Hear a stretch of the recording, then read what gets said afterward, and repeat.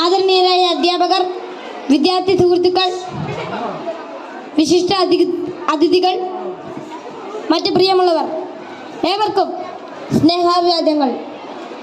മാനവ ചരിത്രത്തിൽ ഇന്നുവരെ നേരിട്ടിട്ടുള്ള എല്ലാ ദുരന്തങ്ങളെക്കാളും ഭയാനകവും പ്രകൃതിശേഷിയേറിയതും നാശകരവും പ്രത്യാഘാതം ദീർഘകാലത്തേക്ക് നിലനിൽക്കുന്നതുമായ ഒരു മഹാവിപത്താണ് ലഹരിയുടെ ഉപയോഗം.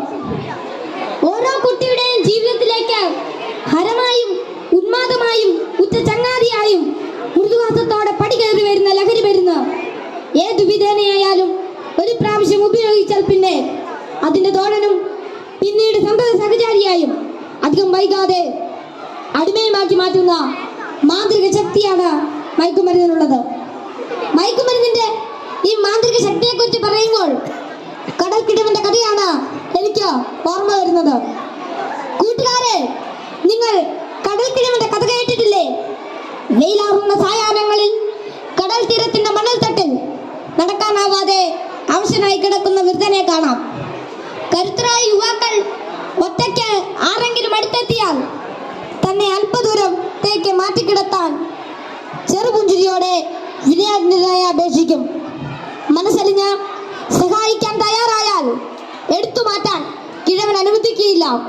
തോളിൽ കയറ്റാൻ നിർബന്ധിക്കും. തോളിൽ കയറിയാൽ കിഴവന്റെ തനി സ്വഭാവം പുറത്തു വരും. തന്നെ വഹിച്ചവൻ കുഴഞ്ഞു വീണ് മരിക്കുന്നത് വരെ തോളിൽ തന്നെ ഇരിക്കും. നന്നേ ഭാരമുള്ള കിഴവനെ ചുമന്ന യുവാവ് മരിച്ചു എന്ന് ബോധ്യമായാൽ ഇറങ്ങി അല്പമകലെ മാറിക്കിടക്കും, അടുത്ത ഇരയെയും കാത്ത്. ഇതുപോലെയാണ് ലഹരിയുടെ ഉപയോഗവും. ഒരു പ്രാവശ്യം രുചിച്ചു നോക്കിയാൽ പിന്നെ രക്ഷപ്പെടൽ അസാധ്യം എന്നല്ല, എന്നാലും വലിയ പ്രയാസം തന്നെ.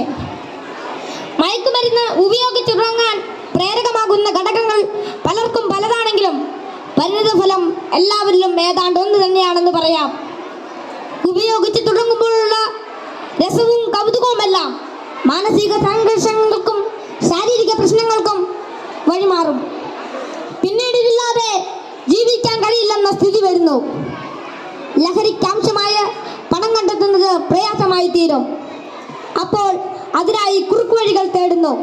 അങ്ങനെ അധാർമിക ജീവിതത്തിനും കുറ്റകൃത്യങ്ങൾക്കും പ്രേരിപ്പിക്കപ്പെടുകയും കുടുംബത്തിനും സമൂഹത്തിനും നിയമപാലകർക്കും തലവേദനയായി മാറുന്നു. ഇതിന്റെ എല്ലാം ബാക്കി പത്രം എന്ന് പറയുന്നത് നിരാശ, ഏകാന്തത, മാനസിക പിരിമുറുക്കം, ശാരീരിക പ്രശ്നങ്ങൾ, മാനസിക വിഭ്രാന്തി എന്നിവയാണ്. ഈ പ്രശ്നങ്ങൾ ഇവരെ നിഷ്ക്രിയരും നിർജീവനുമാക്കി തീർക്കുന്നു. അങ്ങനെ കുടുംബത്തിന്റെയും സമൂഹത്തിന്റെയും നട്ടെല്ലാകേണ്ട ഇവർ വീടിനും വീട്ടുകാർക്കും നാടിനും തന്നെ ബാധ്യതയായി തീരുന്നു.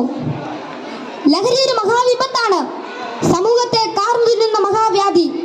ഇത് ബാധിക്കുന്നതാകട്ടെ നാടിന്റെ സമ്പത്തും രാഷ്ട്രത്തിന്റെ അടിത്തറയും നട്ടലുമായ കൗമാരത്തെയും യൗവനത്തെയും.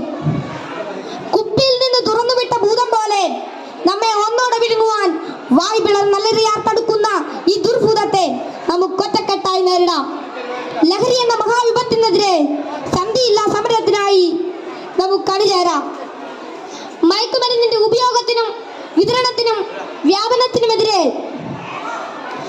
കൈയോട് കൈകോർത്ത് നമ്മെ തന്നെ കാത്തും കൂട്ടുകാരുടെ കാവലാളായും ലഹരിക്കടിമപ്പെട്ടു പോയവരെ ചേർത്ത് പിടിച്ചും ലഹരി വിമുക്ത നാളേക്കായി ഐക്യദാർഢ്യത്തിന്റെ ഉരുക്കുകോട്ട തീർത്ത് മുന്നേറാം.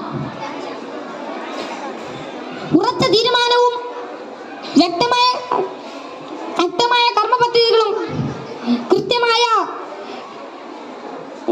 ബോധവൽക്കരണവും കൊണ്ട് നമ്മുടെ കൂട്ടുകാർക്ക് ചുറ്റും നമുക്കൊരു രക്ഷാവലയം തീർത്ത് മനവും കരവും ഒന്നായി ചേർത്ത് ഉറക്കെ പാടാം. ശിരസ്സുയർത്തി പറയുക ലഹരിക്കടിപ്പെടില്ലൊരു നാളും നാം. ശിരസ്സുയർത്തി പറയുക ലഹരിക്കടിപ്പെടില്ലൊരു നാളും നാം. വരം കണക്കെ കിട്ടിയ ജീവിതം എറിഞ്ഞുടയ്ക്കുകയില്ല നാം. വരം കണക്കെ കിട്ടിയ ജീവിതം എറിഞ്ഞുടയ്ക്കുകയില്ല നാം. ശിരസ്സുയർത്തി ശിരസ്സുയർത്തി ശിരസ്